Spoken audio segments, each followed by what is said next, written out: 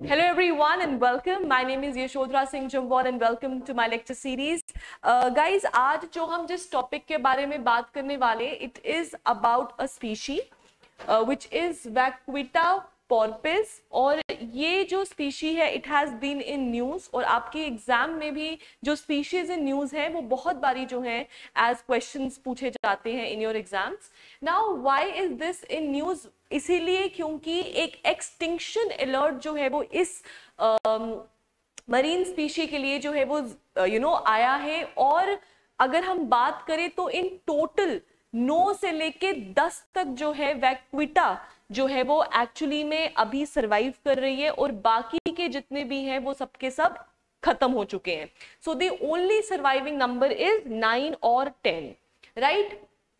Now very importantly अगर हम बात करें इस स्पीशी के बारे में तो ये एक क्रिटिकली एंडेंजर्ड स्पीशी है, राइट. सो अगर हम IUCN की रेड डेटा लिस्ट के बारे में बात करें, it comes under the critically endangered list और साइट्स के अपेंडिक्स 1 में आपका वैक्विटा आता है. Now the critically endangered vaquita is the world smallest porpoise. So very importantly it is the world's smallest porpoise. और ये कहाँ पे पाया जाता है?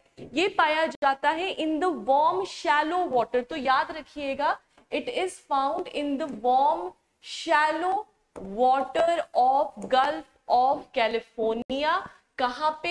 Native to Mexico. So number 1 point है सबसे छोटे हैं ये, एंड नंबर 2 पॉइंट इज ये कहाँ के नेटिव है? ये मेक्सिको के नेटिव है और एक वार्म शैलो वाटर में ये पाए जाते हैं which is in the gulf of California.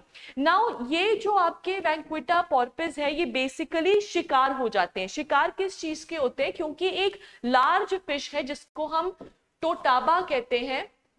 Now इस फिश की जब इसको पकड़ा जाता है with the help of net इसको पकड़ा जाता है तो आपके इस फिश के साथ जो आपके वैक्विटा है वो भी इन नेट के अंदर आ जाते हैं और जिसकी वजह से पकड़ना इनको होता है लेकिन ये भी उसका शिकार बन गए हैं. और इसी रीजन की वजह से इनका मैसिव डिक्लाइन जो है वो 2015 से लेके 2018 के बीच में देखा गया है. और आज के टाइम पे जो है ये सिर्फ 10 वैक्विटास हैं जो एक्चुअली में अभी प्रेजेंट है. उसके अलावा ऑल हैव बीन एक्सटिंक्ट. अगर हम टोटाबा की बात करें, it is basically a large fish और ये अपने स्विम ब्लैडर के लिए जो है वो हंट किया जाता है, राइट. तो इसको कैप्चर क्यों करते हैं? Because of its swim bladder. और ये जो स्विम ब्लैडर है it is highly valuable in Asia. Fine. Now this vaquita जो आपका porpoise है ना, ये basically it belongs to the cetacean family, right? Now what is cetacean family? Cetacean family में आपके whales आते हैं, dolphins आती हैं, right? And आपका porpoise आते हैं, right? And one of the most distinctive feature about this vaquita is कि अगर आप देख सकते हैं, अगर मैं इसको zoom करूं, so it has a very distinctive feature कि इसके बिल्कुल आंख के पास एक ब्लैक कलर का लाइनिंग होता है, राइट, जो इसके बारे में सबसे यूनिक चीज है. तो अगर आपको कभी भी क्वेश्चन आए और क्वेश्चन में आपको पूछा जाता है स्टेटमेंट्स दिया जाता है और पूछते हैं कि बताओ इनमें से कौन सा वो स्पीशी है, तो याद रखना अगर इस तरीके का कुछ भी होगा we are talking about vaquitas. Alright.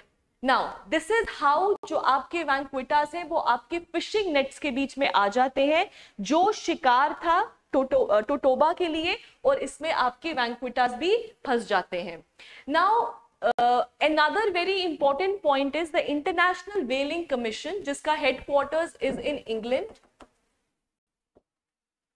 1946 में ये बना था, हेडक्वार्टर्स इंग्लैंड में है और आज के टाइम पे 89 कंट्रीज जो है वो इसकी मेंबर पार्टीज हैं. फाइन. क्या इंडिया इसका मेंबर है? तो yes, India is also its member, right. उन्होंने जो है एक एक्सटिंक्शन अलर्ट जो है वो अलर्ट जो है वो लेकर आए हैं सामने, एंड इस इंस्टीट्यूशन के द्वारा ये फर्स्ट एवर एक्सटिंक्शन वार्निंग है। तो ये पहला ऐसा जानवर है जिसके लिए इन्होंने फर्स्ट एवर एक्सटिंक्शन वार्निंग दी है।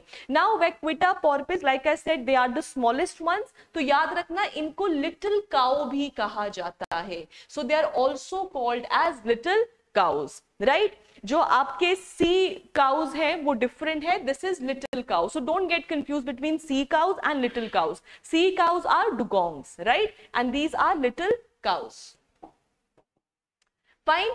अगर हम IWC की बात करें तो उन्होंने अपनी एक रिपोर्ट में हाईलाइट किया था कि 2015 से लेके 2018 के बीच में 83% का ड्रॉप देखा गया है इन देयर पॉपुलेशन, और आज के टाइम पे सिर्फ 9 से लेकर 10 तक, meaning less than a dozen of the vaquitas are alive. Now उन्होंने ये भी बोला है अगर हम चाहते हैं कि दिस एक्सटिंक्शन, क्योंकि दिस एक्सटिंक्शन इज इनएविटेबल, लेकिन अगर आप इसको रोकना चाहते हैं, द ओनली ऑप्शन इज कि इमीडिएटली अभी के अभी जो है वो गिल नेटिंग को बैन कर देना चाहिए इमीडिएटली, तभी there is a chance of recovery, वरना वैंक्विटास को एक्सटिंक्ट होने से कोई भी बचा नहीं पाएगा। Now The extinction of the vancquitas is inevitable, जैसे मैंने आपको बोला, unless and until 100% का जो बैन है वो लग जाए गिल नेटिंग के ऊपर, या फिर इमीडिएटली कोई ना कोई ऑल्टरनेटिव आए कि अगर आपको मछलियों को पकड़ना भी है तो आप उसका कोई ऑल्टरनेटिव लेके आओ गल्फ ऑफ कैलिफोर्निया में प्राइमरीली। वाई? क्योंकि वहीं के ही ये नेटिव्स हैं। Fine, and this is how they look like. Fine.